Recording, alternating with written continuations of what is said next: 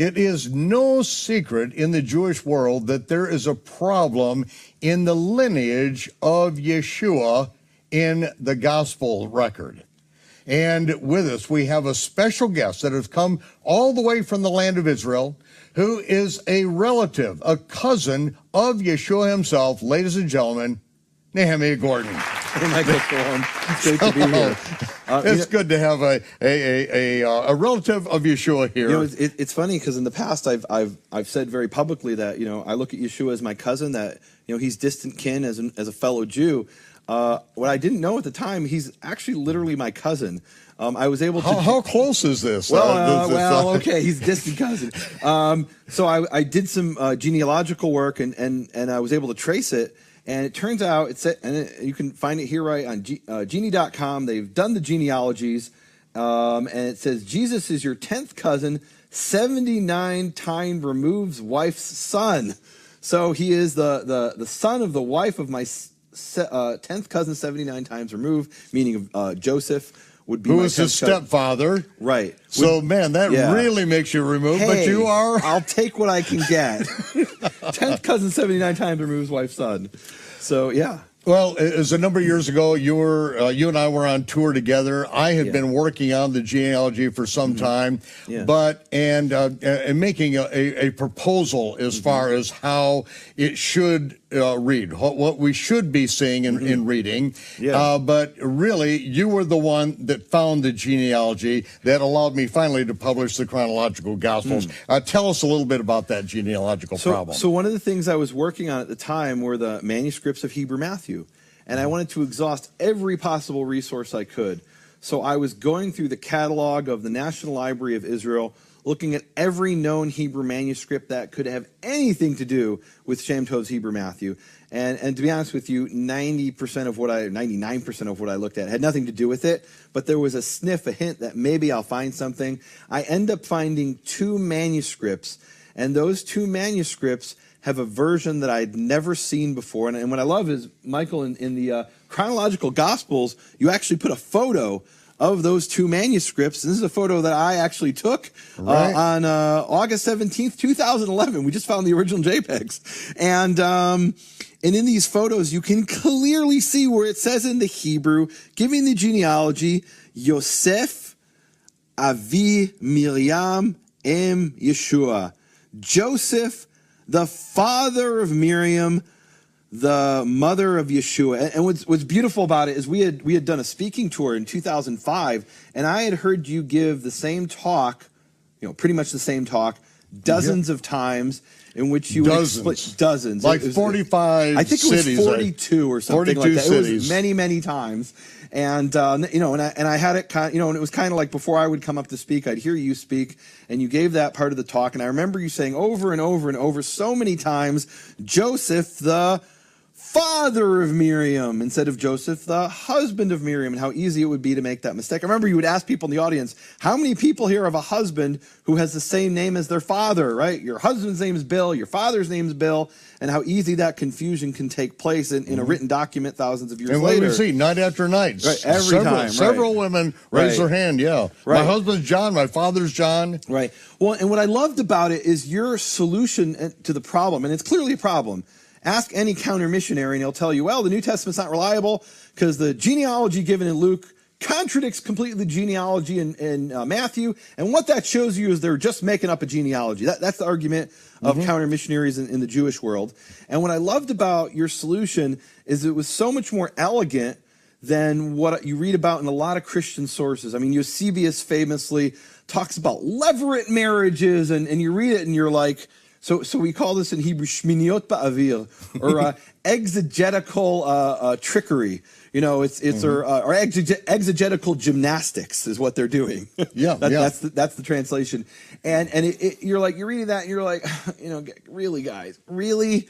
And what I loved about your solution is it was so much more elegant. It made intuitive sense. The problem was you were quoting an Aramaic source, which I looked at in the Aramaic and I just didn't see it. And I remember thinking... thinking... we know that Aramaic is really a translation of a later Greek text. Right. But it's a Semitic... right. Yeah, it's a Semitic source. It's at least a Semitic source, so we may be going back. But even so, the word guvra, which is gever, which just means man, to say that means father, I guess you could symbolically say it means father, but no child would call his father and say, guvra, guvra. No, he'd say Abba, meaning like it doesn't mean father. And I remember sitting there, night after night, week after week, hearing you give this talk, and I'm kind of biting my lip. Oh, it makes sense, Michael, but it's not what it says. And I'm sitting there in the library 6 years later, looking at the manuscript reader, kind of like, and I'm looking at a lot of manuscripts that day, and all of a sudden, my mouth dropped open. There it is. Michael was talking about this 6 years ago, about what he, and let's be honest, what you hoped it said, what you thought it should say, but didn't say in any known manuscript. And I found a manuscript where it said it. And my mouth dropped open. I couldn't believe it. And then as I was sitting throughout that day, I found a second manuscript that said the same thing. 2 witnesses. And this wasn't an opinion. It was a fact that there were 2 Hebrew manuscripts of the Gospel of Matthew. And you can see them right here on page 46 of the chronological Gospels. I love how you highlighted it, like you did that thing in Photoshop where even if I don't read Hebrew, where do I look on the page? So he kind of like highlights that part of the page. Yosef Avi Miriam, Joseph the father of Miriam. In the second manuscript, Yosef Avi Miriam. It's even in a different part of the page. Joseph the father of Miriam. Not an opinion, not a theory. And look, it's a good theory. That's what I really appreciated about it back in 2005. It was a good theory. It just didn't say that unequivocally, so clearly in the Aramaic. It took, like I said, exegetical somersaults to get there. Whereas here, it's there. Don't have to have an opinion. It's a fact that it appears here. Now we were doing something interesting later. I was telling you how, Jesus is my cousin. It's, and there's people who did the Jewish genealogy, and you can look on the website, and if you can connect to one of these famous rabbis, you can find out how you're connected to David and all kinds of interesting things. So we pull it up, and you were saying, well, I'm sure they have Eusebius's, genealogy for Mary, or some of the other Christians who and correct me if I'm wrong. So they say that Luke is the genealogy of Mary. That's right. And Matthew is the genealogy of Joseph. That's the traditional Christian answer. Even though it doesn't say that, plainly doesn't say that, but that's what you've got to do. It's the traditional Christian explanation. Right. Not borne out by any fact or sources, just they're trying to figure it out what's going on here, and really to respond to the Jewish counter-missionaries. But they don't have any sources. We're showing actually 2 manuscripts, and we pull this up, and lo and behold, it says here that the exact genealogy that you would expect, that it says here, Mary, mother of Jesus.